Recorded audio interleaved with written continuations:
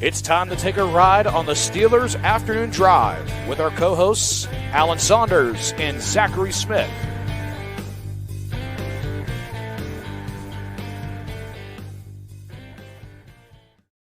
Welcome into another Steelers Afternoon Drive. I'm Zachary Smith. That is Alan Saunders, already cracking up 20 seconds into this. Alan, how you doing?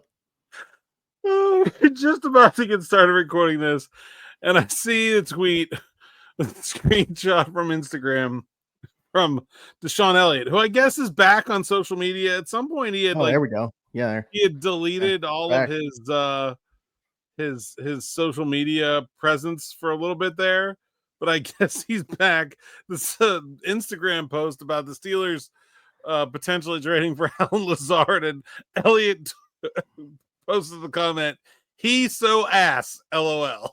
What the? My God. Deshaun Elliott he was not a fan of New York Jets football last year. Clearly. He didn't want Aaron Rodgers. I just love very much his willingness to say whatever is on his mind whenever. Yeah. Yeah, I mean, hey, if it were to happen, he would probably see quite a bit of Lazard. And yeah, absolutely. Lazard could show him. Lazard could show him the training camp. But yeah. Oh boy, that could be fun. Now, I mean, you know what? I'm a fan of the team first, and there's plenty of other options I think I'd rather have before Alan Lazard. So I'm not going to root for that. Maybe we'll talk about some of those options in this show. So that's good. But if it does happen, real quick before we dive in, you can see kind of now you can see both of them with me moving down the microphone a little bit. Shout out again to Brooklyn for the additions to the wall back here. The pictures of the terrible towels on the beach. Love them. They look beautiful back there. Thanks again. Shout out. If you want to send me something, shoot me a DM and I'll put it on the wall. This is my way of getting free stuff now. I'll just tell people that I'll put it on the wall. But anyways, once again, shout out Brooklyn. Thank you so much. Alan, you mentioned some of those additions going through the YouTube comments here. To be a big day for that. Jay Greasy, 1213, immediately wants to know about some options here. Would Amari Cooper significantly impact? He mentioned the comp pick formula. Obviously, we dive into that, how it's not really part of it anymore. If so, does that make it worth rooting for a Gabe Davis instead? Actually, both these things, Gabe Davis, also some new information regarding him.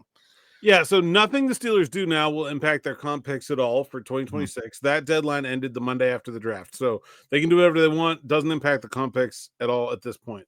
As far as Gabe Davis, the news came out today. The Jacksonville officially released him, and they did so with a failed physical designation. So that significantly changes things as far as Gabe Davis. I mean, I think the player's a really good fit, but if he's not healthy right now, he spent most of last year playing through a meniscus tear, eventually had surgery on it at some point. That should not be a lengthy recovery, like 6 to 8 weeks, I think, usually for that kind of thing. Guys have had meniscus surgery and come back in the same season. So if whether it's that or something else, I don't know. I can't say, but either way, it's concerning enough that probably would significantly reduce my enthusiasm for a Gabe Davis reunion. Amari Cooper also was a player that was injured last year. He had dealing with a wrist injury through most of the year. Neither of them had very good seasons in 2024. I do wonder though, with Amari Cooper being a wrist and like the biggest thing for him, I mean, I think physically he didn't look the exact same in general, but like the big issue for me was the spike with the drop percentage. If he was dealing with a wrist issue, you could see why that would be the case, at least for that. Yeah. Yeah, the other thing about Amari Cooper, to me, is like I think he's better as a slot receiver, and that's like not what the Steelers need. You know, right. The Steelers have, I don't know if we should go so far as to say good slot options, but let's say promising slot options, right? Like players they want to see and want to see a lot of in Calvin Austin and Roman Wilson. I don't think it makes a lot of sense for them to add to that group. It's the find a way to get Robert Woods out of the starting lineup that should really be the focus here. An ascending player in Calvin Austin, coming off a pretty solid year last year, and then obviously a relatively high draft pick invested in the other guy. So yeah, I would agree. Like there's enough invested there where I think it makes more sense to add somebody on the outside for sure. All right. Marvin says, do you think there should be questions about Mike Tomlin because of how long it's gone since the team has won a playoff game? Looking forward to your opinion and analysis on this topic. Now, and let me just add something into this while we're on the topic of Mike Tomlin, because there was one thing that we didn't get to regarding Mike Tomlin, which I can we can answer this and then I'll attach it really at the end, but we didn't dive into that coordinator talk the other day either, or that question that we had. So what's your thought on this first and foremost, and then we can dive into that. Yeah, I mean, talked this morning about Mike Tomlin a lot on Morning Rush and about how I think a lot of the narratives surrounding him are just wrong. And I think, yeah, I mean, like, there are questions about Mike Tomlin because of how long it's been since the teams won a playoff game, and there should be. But that's fair. I don't think to a point, and I've been on this rant on this show many times, but like the playoff win itself does not mean anything. If they had beaten the Browns in 2020, which they should have, it's a game they should have won. Yeah. Sure. And then they go and get creamed by the Kansas City Chiefs the next week, getting no closer to winning a Super Bowl. Nothing else changes. Like, are we happier with Mike Tomlin as the Steelers head coach right now? Like, no. It doesn't, like, that specific thing doesn't matter. And look, they're in the middle of a rebuild. It's a lengthy, extensive rebuild. When we heard Omar Khan talk, he said, we started with the trenches. This is year 3. That was the start. Like, so that should kind of tell you like where they are in this process. Yeah. I mean, by the way, I do agree with that being where you should start. Starting. Yeah, I agree. And I think they're going to get a quarterback next, and then probably wide receiver. And so, and corner, which are definitely also pressing needs on this team.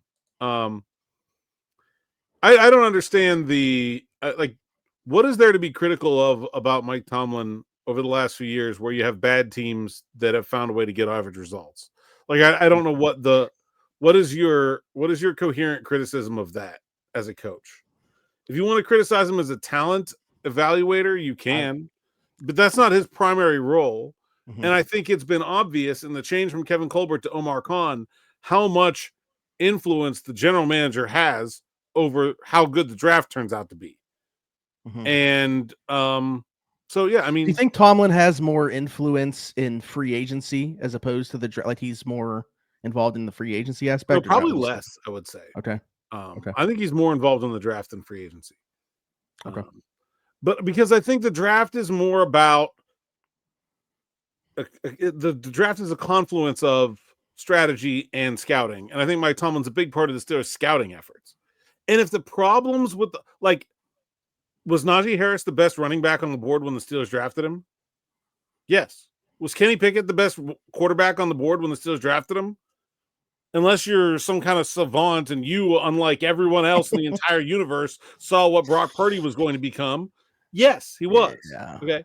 So those weren't problems of talent evaluation. Those are problems of, was Terrell Edmonds the best strong safety on the board? Like, I don't know, probably.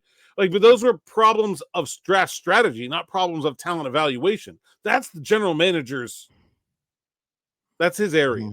That's not Mike Tomlin's not out here saying, no, we shouldn't draft a running back because of contract value in the first. Like, that's not his. Mm-hmm. That's not his job. So I guess I was thinking, since Kevin Colbert, was wondering if he was more.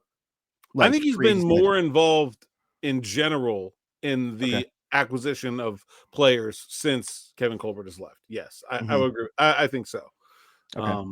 Well, the reason I was asking is because if you didn't make that point, I was going to, where it's like, for me, and I don't know that I'm necessarily super critical about it. Again, to me, it's going to largely depend on next time they take that big swing at quarterback. How does that play out? I think that's going to tell the story for how a lot of this goes.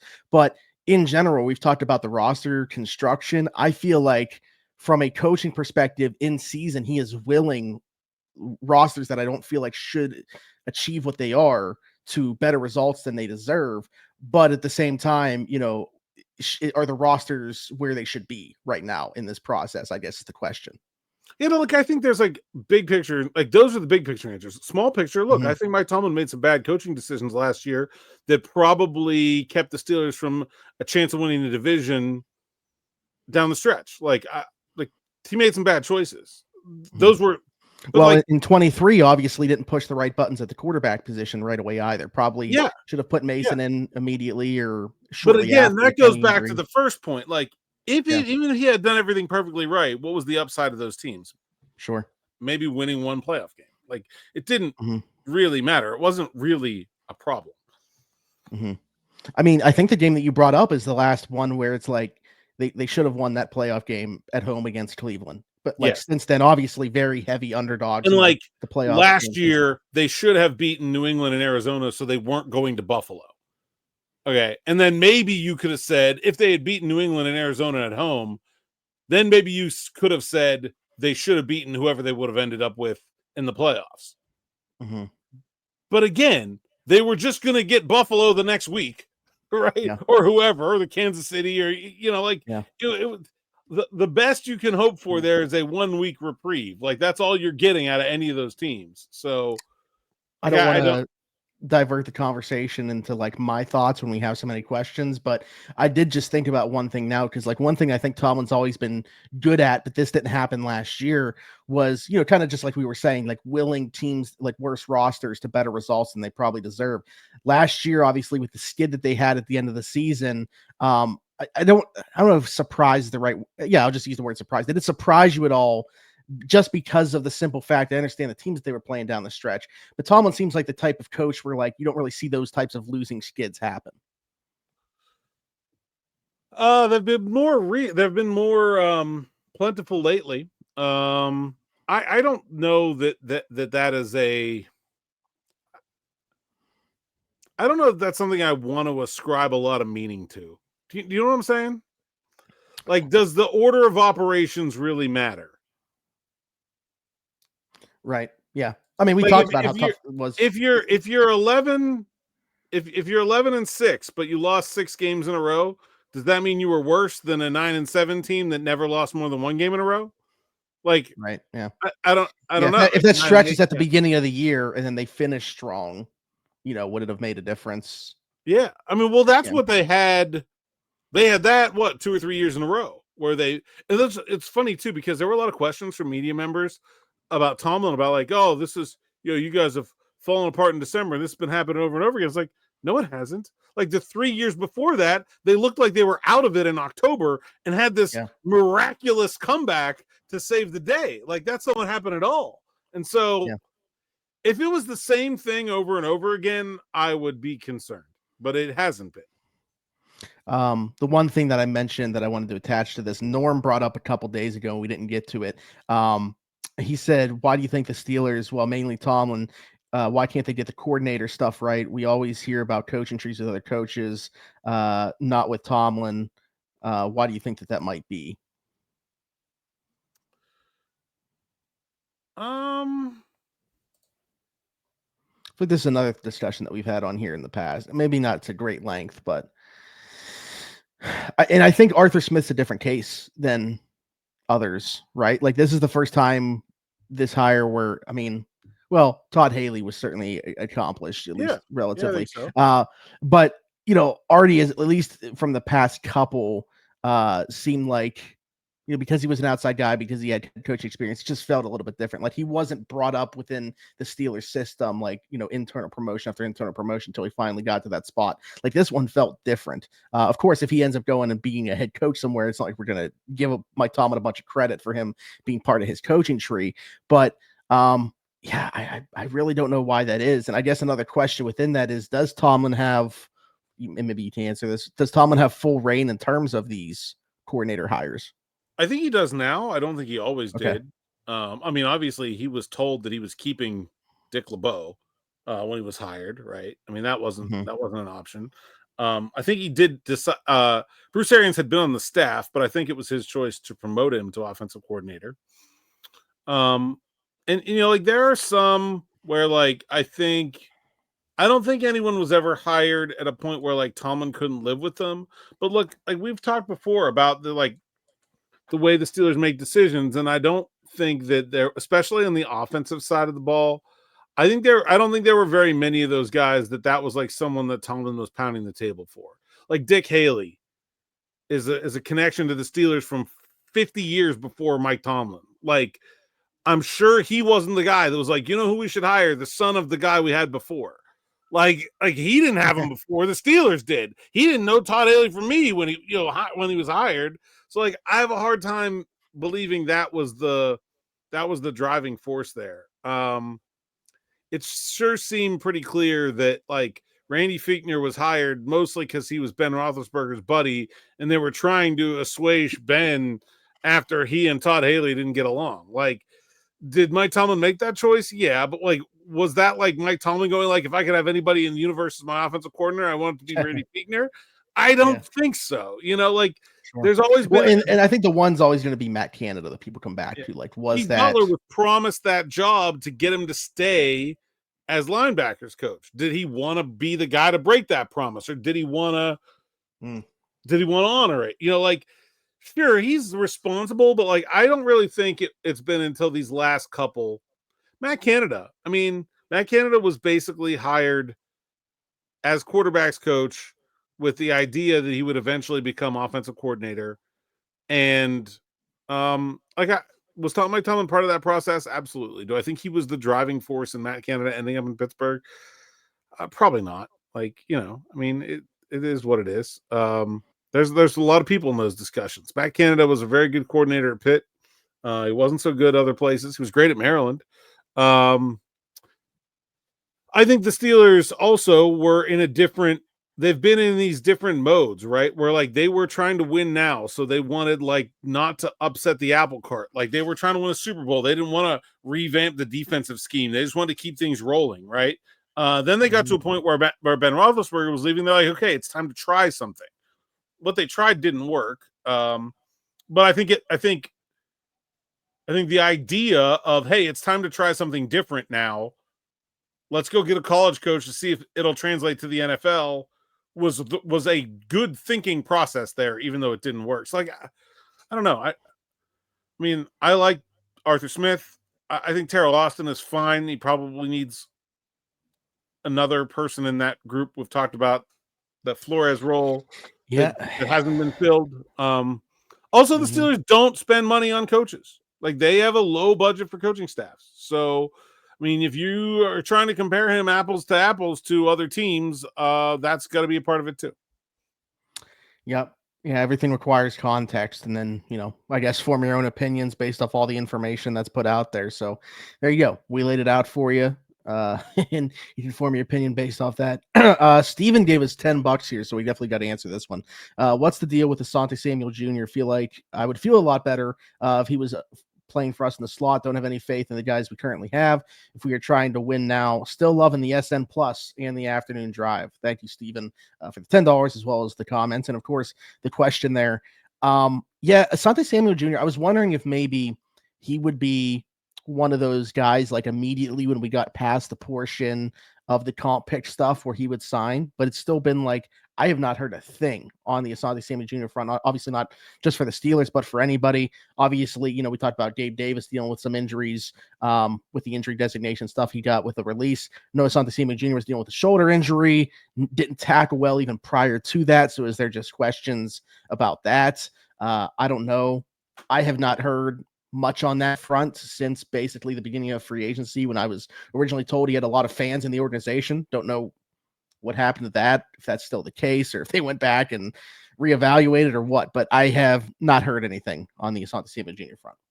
Yeah, I know that there was a report from Mike Garofalo a few weeks ago of him like still not being cleared coming back from that neck injury. So I would say that very similar to Gabe Davis, it's a question of, is he healthy enough to pass a physical and sign a contract right now? More so, I think the Steelers would probably be interested, but I don't know what his status is. I think you're also, like, we've talked about this too. We've mentioned his name specifically for that slot job, but there is some projection there. He has a total of what, like somewhere between 40 to 80 snaps in his NFL career at that spot. So he's primarily played outside, obviously, but also for like what the Steelers look for in their corners, what they want them to do. You know, do you feel like that is even a fit? Like, or is he not a good enough tackler? Is he not willing enough for it to make sense? I mean, if they can have Cam Sutton, they can have Asante Samuel. He's just a better covering version of Cam Sutton. Cam Sutton don't tackle very well either. Like, is he like ideal? Now, maybe you weren't paying Cam Sutton very much. Like, maybe if the ask is high, then maybe you would say, like, okay, maybe look, he doesn't do everything, so we won't put all our eggs in this basket. But it's May. Like, I doubt he's going to be signing for some exorbitant contract at this point. Yeah. Yeah. I mean, that's a good point too. I feel like we gotta get to this one just because of where the question is coming from. Juan said, "Hey, Alan, greetings from Guatemala. Great show. For someone out of Pittsburgh who wants to know what is going on, what would you think about the idea of Keenan Allen replacing George Pickens?" Guatemala. Heck yeah! On the comment coming from Guatemala, similarly to Amari Cooper, I think he's a player that is better in the slot than he is outside. God, him and Robert Woods would have been wonderful in like 2018. Well, that's what you have to basically just pencil in. Okay, he's probably going to play like 10 to 12 games out of the 17. I think the Steelers should be focused on acquiring someone who is just an outside receiver, and I would not include Keenan Allen in that group. Certainly not at his age. Maybe there was a time he could have done it. I don't think now is that time. There are very few of those guys out there, though. I mean, we talked a little bit yesterday about the idea of reopening the Ayuk trade discussions. Certainly, there's a report this morning and that they've again been in contact with Green Bay. I think someone like Romeo Doubs makes a lot of sense. I think we've talked about Dontayvion Wicks, probably a little bit less sense, but like put out there that they were you put that out there. They talked to Dontayvion Wicks. Sure. Like I think but like I don't know if any of those guys are available. So yeah, like trades in the offseason are not. Yeah, Peter Schrader was making it seem like he actually Matt LaFleur is one of the guys he's closer with. Like Schrader's obviously plugged in pretty well across the league, but Matt LaFleur is one of the guys he's super close with. They went to dinner and he said he didn't get the sense like even though they drafted 2 receivers, Green Bay's not interested in moving anybody. Like they love all their guys. Now, is that obviously there's a price that if they meet, is he just trying to drive the price up or because something's got to give there? They can't all make the roster. That's the thing.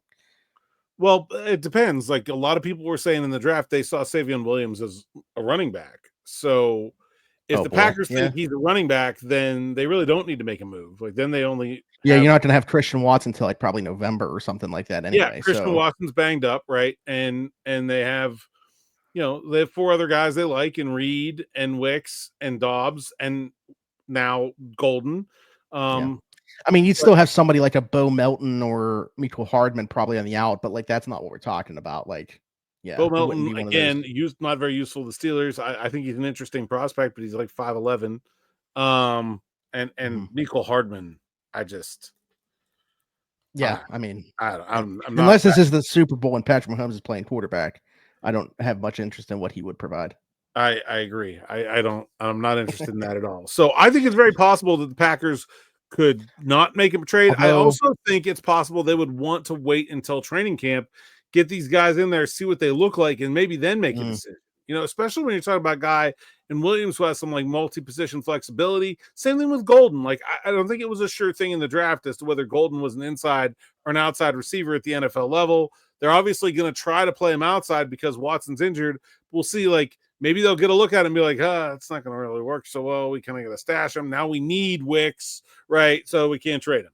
Like I think it wouldn't surprise me at all if the Packers aren't that interested in making a move. Some people have talked about the Bears being a team that could trade a wide receiver, and I guess it's possible. They did draft Luther Burden, but like it's like their depth is Devin Duvernay, Olamide Zaccheaus, and Miles Boykin. Like, come on, like that's not the depth that you want to be trading from. You're talking about like moving on from DJ Moore. Like I know he makes a lot, and he's going to be probably their 3rd in targets with now Loveland and Adunze and Burden, but like and Cole Kmet. But like I don't know. I can't see them trading a wide receiver. I can't see them taking away from the weapons at hand for Caleb Williams just to save a couple bucks. Right. Yep. I mean, it's like I love Rome Odunze as a prospect, but not the best rookie season. Obviously, they lost Keenan Allen, whose name we just talked about there. Like, I don't know. I think they need kind of all hands on deck there. So we'll see. We'll see how things shake out on that front. Kind of going along with that, Shaba. I don't know if this is like a Shaba ranks, except for Shout out. Question for the afternoon drive. If the Steelers decide to trade for a wide receiver, I'm assuming at the most it would be for a fourth ? If it's anything more, it seems like to me it would be counterintuitive since we're stacking picks for next year to move up, try to get a quarterback. So it's possible the Steelers to get a decent receiver while not giving up anything more than a fourth. What possible receivers do you think would be out there for that value? Yeah, I wouldn't restrict the idea of the Steelers trading more than a fourth for a wide receiver. The Steelers didn't trade George Pickens to get draft picks. They traded George Pickens to get rid of George Pickens. Period. Draft picks is what they could get for him to mean that the team was not losing value in making that transaction. They don't need that pick from George Pickens to trade up for a quarterback, nor do they need any specific number of draft picks to do so. So I think, yeah, I think a lot of people have kind of made the topic about, hey, all the picks that they have next year are all supposed to just be used to move up for the quarterback. When, I mean, to me, I'm not necessarily thinking like that because I don't know what mid-round picks are really they're not going to propel you from, say 20th into the top 5 or whatever like that. I think it's because typically when you're trying to make a massive leap like that for a quarterback, you have to include a future first. So, obviously having these comp picks and stuff allow you to fill out the roster the previous year, because assuming that you're not going to have, just for the sake of this conversation, say you trade away your 1 in 2027. Well, then, you're using obviously ample draft picks in 26, knowing that, hey, you might not have your first in 27. Yeah, but I think you can get a first, a second, and a third will get you from 20 into the top 10. And the reason that you're targeting a draft class that has so many quarterbacks, you can only draft one of them.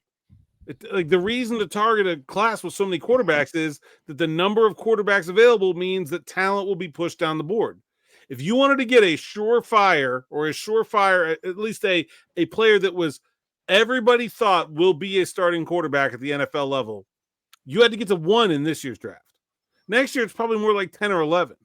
And so, I don't first and second and third can get you from 20 to 10. That's about what the value is most years. So I don't think it's crazy that the Steelers would trade another pick because, I don't think it's. They don't need all that to make that move. Yeah. Okay.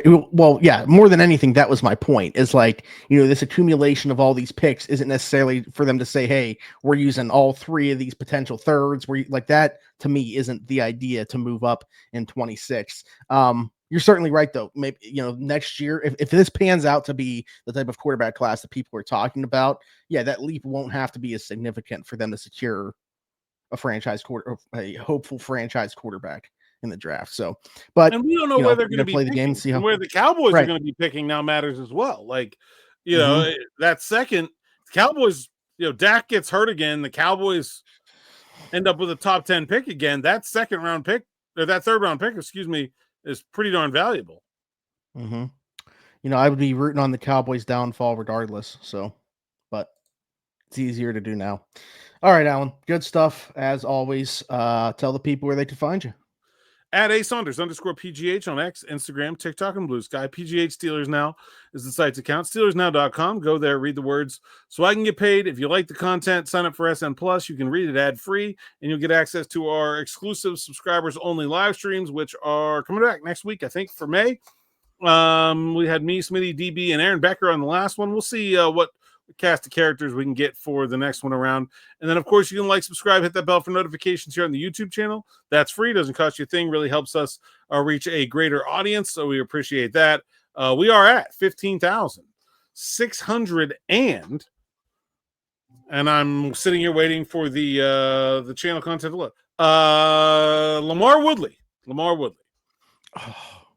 all right. Had the opportunity to interview him twice. What should I do with the current player, Alex Highsmith? I don't remember who I said last time, but there we go. Yes, be sure to subscribe, hit that notification bell down below. Of course, hit us in the comments your thoughts on anything that we talked about.